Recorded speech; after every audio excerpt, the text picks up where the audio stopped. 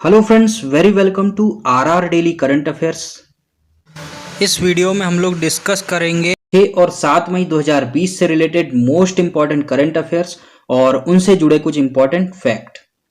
इस वीडियो की पीडीएफ आप डिस्क्रिप्शन से डायरेक्ट डाउनलोड कर सकते हैं। फर्स्ट क्वेश्चन है, हाल ही में आरटेक यानी कि आर्मी ट्रेनिंग कमांड के प्रमुख नियुक्त हुए हैं। तो आंसर है राज शुक्ला।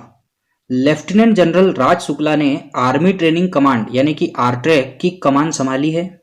जनरल शुक्ला को दिसंबर 1982 में रेजिमेंट ऑफ आर्टिलरी में कमीशन किया गया था। वह भारतीय सेना के द आर्मी वॉर कॉलेज के भी कमांडेंट रह चुके हैं। अब ये आर्मी की ट्रेनिंग कमांड है तो थल सेना के बारे में जान लेते हैं। इसके प्रमुख है जनरल मनोज मुकुंद नरवाने, जो कि 28वें सेनाध्यक्ष हैं। थल सेना का आदर्श वाक्य है सर्विस बिफोर सेल्फ। इसका मुख्यालय है नई दिल्ली में।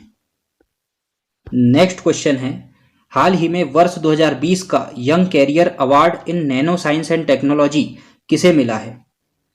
तो आंसर है सौरभ लोढ़ा। आईआईटी बॉम्बे के प्रोफेसर सौरभ लोढ़ा को वर्ष 2020 के young career award in nano science and technology से सम्मानित किया गया है। उन्हें इस पुरस्कार से 2 आयामी वॉन्डर वॉल सामग्री के आधार पर सिलिकॉन और नैनो इलेक्ट्रॉनिक उपकरणों के अतीत में तर्कसंगत ट्रांजिस्टर प्रौद्योगिकियों के विकास में उनके महत्वपूर्ण योगदान के लिए सम्मानित किया गया है। इस पुरस्कार को विज्ञान और प्रौद्योगिकी विभाग द्वारा दिया जाता है। नेक्स्ट क्वेश्चन है, हाल ही में किस राज्य सरकार ने प्रवासियों के लिए एग्जिट ऐप लॉन्च की है?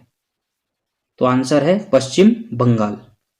यह ऐप लॉकडाउन के दौरान पश्चिम बंगाल में फंसे अन्य राज्यों के लोगों के लिए लॉन्च की गई है जो अपने मूल स्थान या राज्य लौटना चाहते हैं।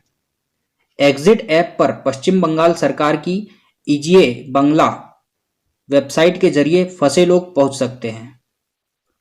अब बात करते हैं पश्चिम बंगाल की, तो राजधानी है कोलकाता, मुख्यमंत्री है ममता बनर्जी और राज्यपाल है जगदीप धनखड़। नेक्स्ट क्वेश्चन है, हाल ही में रूस द्वारा किसे द्वितीय विश्व युद्ध मेडल से सम्मानित किया गया है? तो आंसर है किम जोंग उन। रूसी राष्ट्रपति व्लादिमीर पुतिन ने नाजी जर्मन जीत की 75वीं वर्षगांठ के अवसर पर उत्तर कोरिया के तानाशाह किम जोंग उन को स्मारक चिन्ह युद्ध मेडल से सम्मानित किया है। किम जोंग उन को द्वितीय विश्व युद्ध मेडल उत्तर कोरियाई क्षेत्र में मारे गए सोवियत सैनिकों की स्मृति को संरक्षित करने में उनकी भूमिका के लिए सम्मानित किया गया है। यह पुरस्कार उत्तर कोरिया में रूस के राजदूत अलेक्जेंडर मात्सगोरा द्वारा उत्तर कोरिया के विदेश मंत्री री सोन गोन को प्रदान किया जाएगा। बात करें उत्तर कोरिया की, तो इसकी राजधानी है प्योंगयान और इसकी मुद्रा है उत्तर कोरियाई वॉन। आपको पता होना चाहिए कि उत्तर कोरिया और दक्षिण कोरिया को डिवाइड करने वाली रेखा को 8th पैरेलल के नाम से जाना जाता है, अर्थात 38वीं समानांतर। अब रशिया ने यह पुरस्कार दिया है, तो आपको पता होना चाहिए राजधानी है मॉस्को, राष्ट्रपति है व्लादिमीर पुतिन और मुद्रा है रशियन रूबल। और सबसे इंपॉर्टेंट क्वेश्चन है, यहाँ की संसद को कहा जाता है ड्यूमा। नेक्स्ट क्वेश्चन है, हाल ही में 2020 का मार्कस वॉलनबर्ग पुरस्कार किसे दिया गया है? तो ये पुरस्कार संयुक्त रूप से 3 लोगों को दिया गया है, जोसेफ जे लैंड्सबर्ग, रिचर्ड एच वार्निंग और निकोलस सी कोप्स। जलवायु परिवर्तन में वन वृद्धि की भविष्यवाणी करने वाले मॉडल 3PG यानी कि फिजियोलॉजिकल प्रिंसिपल्स प्रिडिक्टिंग ग्रोथ के लिए इन तीनों को यह पुरस्कार मिला है। यह पुरस्कार स्वीडन के राजा कार्ल गुस्ताफ 16वें द्वारा स्वीडन के स्टॉकहोम में प्रदान किया जाएगा। इसकी पुरस्कार राशि 2 मिलियन क्रोनर है। अब बात करते हैं 3PG मॉडल की, तो 3PG मॉडल को साल 1997 में रिचर्ड एच वार्निंग और जोसेफ जे लैंड्सबर्ग द्वारा बदलती पर्यावरणीय परिस्थितियों और कार्बन को स्टोर करने के लिए जंगलों की क्षमता के तहत वन वृद्धि का अनुमान लगाने के लिए विकसित किया गया है। नेक्स्ट क्वेश्चन है, हाल ही में मैक्स बूपा के नए MD और CEO कौन बने हैं? तो आंसर है Krishnan Ramachandran. Max Bupa health insurance द्वारा कृष्णन रामचंद्रन को कंपनी का नया प्रबंध निदेशक यानी कि MD और मुख्य कार्यकारी अधिकारी अर्थात CEO नियुक्त किया गया है। वह आशीष मेहरोत्रा की जगह लेंगे। इससे पहले वे अपोलो म्यूनिक हेल्थ इंश्योरेंस के सीईओ के रूप में कार्यरत थे। बात करते हैं मैक्स ब्यूपा हेल्थ इंश्योरेंस की, तो इसकी स्थापना हुई थी 2008 में। इसका मुख्यालय है नई दिल्ली में और इसके एमडी और सीईओ बन गए हैं कृष्णन रामचंद्रन। नेक्स्ट क्वेश्चन है, हाल ही में 2020 के पुलित्जर पुरस्कार के लिए किसे चुना गया है? तो आंसर है दार यासीन, मुख्तार खान और चनी आनंद। इन तीनों को संयुक्त रूप से यह पुरस्कार दिया गया है। ये तीनों भारतीय पत्रकार हैं। इन पत्रकारों ने फीचर फोटोग्राफी के क्षेत्र में पुरस्कार जीता है। तीनों पत्रकार एसोसिएटेड प्रेस के हैं। उन्हें लॉकडाउन कवरेज के लिए सम्मानित किया गया है। अब बात करते हैं पुलित्जर पुरस्कार की, तो इसकी शुरुआत 1917 में हुई थी। यह अमेरिका का एक प्रमुख पुरस्कार है जो हर साल 21 श्रेणियों में समाचार पत्रों, साहित्य एवं संगीत के क्षेत्र में कार्य करने वालों को दिया जाता है। इसके तहत विजेता को एक प्रमाण पत्र और $15,000 का नगद पुरस्कार दिया जाता है। नेक्स्ट क्वेश्चन है, हाल ही में IBRD में अमेरिका का प्रतिनिधि किसे नियुक्त किया गया है? तो आंसर है अशोक माइकल पिंटो को। अमेरिकी राष्ट्रपति डोनाल्ड ट्रंप ने भारतीय अमेरिकी वकील अशोक माइकल पिंटो को वर्ल्ड बैंक की ऋण शाखा internal bank for reconstruction and development IBRD के प्रतिनिधि के रूप में मनोनीत किया है। उन्हें 2 वर्षों के कार्यकाल के लिए IBRD के अमेरिकी वैकल्पिक कार्यकारी निदेशक के रूप में नॉमिनेटेड किया गया है। बात करते हैं IBRD की, तो यह विश्व बैंक की एक ऋण शाखा है। स्थापना हुई थी 1944 में। इसका मुख्यालय है वॉशिंगटन DC में और इसके प्रमुख है डेविड मालपास। नेक्स्ट क्वेश्चन है, हाल ही में ऑपरेशन समुद्र सेतु किसने शुरू किया है? तो इसका आंसर है भारतीय नौसेना। समुद्र सेतु का अर्थ सी ब्रिज यानी समुद्र पुल है। यह ऑपरेशन कोविड-19 महामारी के दौरान विदेशों में फंसे भारतीय नागरिकों को वापस लाने के प्रयास में शुरू किया गया है। बात करते हैं इंडियन नेवी की, तो इसकी स्थापना हुई थी 4 दिसंबर 1950 में इंडियन नेवी के रूप में। इससे पहले इसे रॉयल इंडियन नेवी के नाम से जाना जाता था, जो कि ब्रिटिश कंपनी के अधीन थी। इसके प्रमुख है admiral Karambir Singh. Next question है, CSIR IGIB पार्टनर्स ने नो हाउ लाइसेंस के लिए किसके साथ समझौता किया है? तो आंसर है Tata and Sons. Institute of Genomics and Integrative Biology यानी IGIB ने कोविड-19 के जल्दी इलाज के कार्यान्वयन के लिए टाटा सन्स के साथ फेलुडा के लिए नो हाउ के लाइसेंस प्रदान करने के समझौता ज्ञापन पर हस्ताक्षर किए हैं। इसका उद्देश्य लाइसेंस प्रदान करना है जो कोविड-19 परीक्षण के लिए किट के रूप में नो हाउ को बढ़ाने के लिए ज्ञान के आदान प्रदान को सक्षम करेगा। नो हाउ का मतलब है कि जो कोविड-19 का परीक्षण किया जाता है उससे पता चलता है कि क्या कोई मरीज कोविड-19 से संक्रमित है या नहीं है।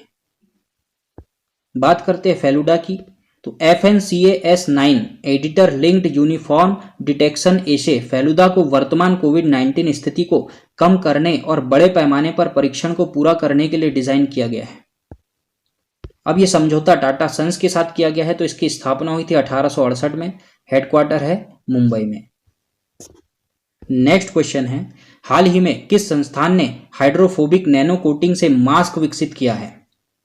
तो आंसर है Jyoti institute of technology Bengaluru. Bengaluru स्थित ज्योति इंस्टीट्यूट ऑफ टेक्नोलॉजी ने हाइड्रोफोबिक नैनो कोटिंग से मास्क विकसित किया है। यह कोटिंग N95 मास्क की तरह प्रत्येक प्रकार के कणों को रोकने में सक्षम है। विज्ञान और प्रौद्योगिकी विभाग द्वारा बड़े पैमाने पर इसके उत्पादन को मंजूरी दी गई है। नेक्स्ट क्वेश्चन है, हाल ही में किस देश ने आर्कटिक जलवायु और पर्यावरण निगरानी के लिए अपना पहला सैटेलाइट लॉन्च किया है? तो इसका आंसर है रूस। इस सैटेलाइट का नाम आर्कटिक M1 है। इस उपग्रह को 2020 के अंत तक लॉन्च करने की योजना है। यह प्रक्षेपण सोयूज 2-1B कैरियर रॉकेट पर फ्रिगेट बूस्टर के साथ होगा। अब बात करते हैं आर्कटिक M के बारे में। तो यह एक रिमोट सेंसिंग और आपातकालीन संचार उपग्रह है जो मौसम के पूर्वानुमान में सुधार करेगा और वैज्ञानिकों को आर्कटिक क्षेत्र में जलवायु परिवर्तन का बेहतर अध्ययन करने में सक्षम बनाएगा। नेक्स्ट क्वेश्चन है, हाल ही में किस टेनिस खिलाड़ी पर आजीवन प्रतिबंध लगा दिया गया है? तो आंसर है यूसुफ होसम। टेनिस इंटीग्रिटी यूनिट ने मिस्र के टेनिस खिलाड़ी यूसुफ होसम को आजीवन पेशेवर टेनिस से प्रतिबंधित कर दिया है। उन्हें कई मैच फिक्सिंग और भ्रष्टाचार से जुड़े आरोपों पर दोषी ठहराए जाने के बाद खेल से प्रतिबंधित किया गया है। अब ये मिस्र के है, तो मिस्र की राजधानी है काहिरा, राष्ट्रपति है मोहम्मद हसन तंतावी और प्रधानमंत्री है कमाल गंजोरी, और यहाँ की मुद्रा है मिस्री पाउंड या इजिप्शियन पाउंड। नेक्स्ट क्वेश्चन है, हाल ही में कौन सी विश्व चैंपियनशिप को 1 साल तक के लिए आगे बढ़ा दिया गया है? तो आंसर है 2021 फुकुओका जलीय विज्ञान विश्व चैंपियनशिप। स्विमिंग विश्व नियामक संस्था फेडरेशन इंटरनेशनल डी नेटेशन यानी कि फिना ने स्थगित टोक्यो ओलंपिक के साथ क्लैश से बचने के लिए यह फैसला लिया है। क्लैश का मतलब दोनों एक ही डेट पर आ रहे थे। 2021 फुकुओका जलीय विज्ञान विश्व चैंपियनशिप के आयोजन तिथि को मई 2022 तक के लिए आगे बढ़ा दिया गया है।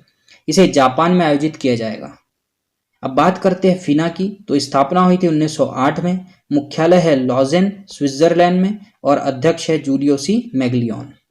लास्ट और मोस्ट इंपॉर्टेंट क्वेश्चन है, हाल ही में वर्ल्ड हैंड हाइजीन डे अर्थात विश्व हाथ स्वच्छता दिवस, विश्व अस्थमा डे एवं इंटरनेशनल डे ऑफ मिडवाइफ्स कब मनाए गए? तो आंसर है 5 मई को। 5 मई को ये तीनों दिवस मनाए गए हैं। अब हम डिटेल में इसके बारे में डिस्कस करते हैं। सबसे पहले बात करें इंटरनेशनल डे ऑफ मिडवाइफ की। विश्व स्तर पर 1992 से हर साल 5 मई को मिडवाइफ के लिए अंतर्राष्ट्रीय दिवस मनाया जाता है। यह दिवस मिडवाइफ्स के काम को मान्यता देने और माताओं और उनके नवजात शिशुओं को प्रदान की जाने वाली आवश्यक देखभाल के लिए मिडवाइफ्स की स्थिति के बारे में जागरूकता बढ़ाने के लिए मनाया जाता है। आपको बता दें, मिडवाइफ्स का मतलब होता है जो दाई होती है, जो कि एक प्रेग्नेंट लेडीज की देखभाल करती है, उसे ही मिडवाइफ्स कहा जाता है। अब सबसे इंपॉर्टेंट है इसकी थीम, तो 2020 इंटरनेशनल डे ऑफ मिडवाइफ्स की थीम है सेलिब्रेट, डिमॉन्स्ट्रेट, मोबिलाइज और unite, our time is now. इनका मतलब होता है कि सेलिब्रेट यानी कि मनाए, डिमॉन्स्ट्रेट यानी कि उसको परिभाषित करे, मोबिलाइज यानी उन्हें चलायमान करे और यूनाइट मतलब उन्हें संगठित करे। आवर टाइम इज नाउ यानी हमारा समय है अब। अब जो सेकेंड डे मनाया गया वो है वर्ल्ड हैंड हाइजीन डे। विश्व स्वास्थ्य संगठन WHO ने 5 मई को विश्व हाथ स्वच्छता दिवस के रूप में चिन्हित किया है। यह दिन कई गंभीर संक्रमणों को दूर करने में हाथों को साफ और सुरक्षित करने के लिए मनाया जाता है। इसे हाथ स्वच्छता दिवस के रूप में भी जाना जाता है। अब सबसे इंपॉर्टेंट इसकी थीम है, तो वर्ल्ड हैंड हाइजीन डे की थीम है save lives clean your hands. अब जो तीसरा दिवस मनाया गया है 5 मई को वो है विश्व अस्थमा दिवस। इसके बारे में हम लोग डिस्कस करते हैं। विश्व अस्थमा दिवस हर साल मई के पहले मंगलवार को मनाया जाता है। इस वर्ष ये मंगलवार 5 मई को आया है, तो विश्व अस्थमा दिवस 5 मई 2020 को मनाया गया है। यह दिन दुनिया भर में अस्थमा की बीमारी और देखभाल के बारे में जागरूकता फैलाने के लिए मनाया जाता है। इसका प्राथमिक उद्देश्य अस्थमा से पीड़ित व्यक्ति, परिवार, दोस्तों और देखभाल करने वालों का सपोर्ट करना होता है। अस्थमा एक फेफड़ों की बीमारी है जिसमें व्यक्ति को सांस लेने में तकलीफ होती है। इसकी थीम मोस्ट इंपॉर्टेंट है, तो विश्व अस्थमा दिवस 2020 की थीम है enough asthma deaths.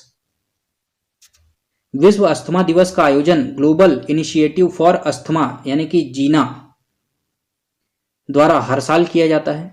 International midwives day और वर्ल्ड हैंड हाइजीन डे ये मनाया जाता है WHO के द्वारा। तो आपको पता होना चाहिए, इसका फुल फॉर्म होता है वर्ल्ड हेल्थ ऑर्गेनाइजेशन। इसकी स्थापना हुई थी 1948 में, मुख्यालय है जेनेवा स्विट्जरलैंड में और इसके प्रमुख है टेड्रोस अधानो। ये था आज के करंट अफेयर्स का वीडियो। आई होप आपको ये पसंद आया होगा। कल के वीडियो का आंसर, कल का क्वेश्चन था हाल ही में विश्व प्रेस फ्रीडम डे कब मनाया गया है? तो इसका करेक्ट आंसर है 3 मई को। अब आप लोगों के लिए आज का क्वेश्चन है, हाल ही में अंतर्राष्ट्रीय अग्निशमन दिवस यानी कि इंटरनेशनल फायर फाइटर्स डे कब मनाया गया है? ऑप्शन है 2 मई, 3 मई या 4 मई या इनमें से कोई नहीं। आप अपना आंसर कमेंट बॉक्स में दे सकते हैं। यदि आपको ये वीडियो पसंद आया तो इसे लाइक कीजिए, शेयर कीजिए और चैनल को सब्सक्राइब जरूर कीजिए और साथ ही जो बेल आइकन है उसे प्रेस कर दीजिए ताकि जब भी नया वीडियो अपलोड हो तो सबसे पहले नोटिफिकेशन पहुंचे आपके पास। तो मिलते हैं नेक्स्ट वीडियो में, तब तक के लिए पढ़ते रहिए और आगे बढ़ते रहिए। Thank you very much.